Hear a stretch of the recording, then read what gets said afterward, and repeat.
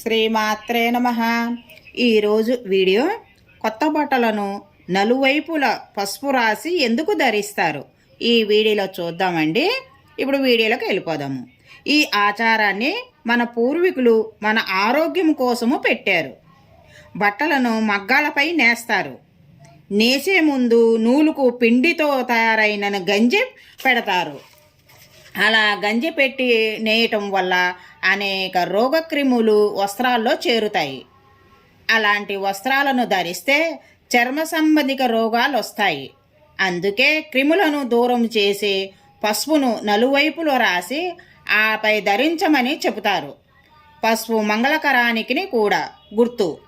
ఈ వీడియోలో మనము కొత్త బట్టలకు నలువైపుల పసుపు రాసి ఎందుకు ధరిస్తామని చూసాం కదండి. నెక్స్ట్ వీడియోలో కలుసుకుందాం. వీడియో నచ్చితే లైక్ చేయండి, షేర్ చేయండి, సబ్స్క్రైబ్ చేయండి. Thank you.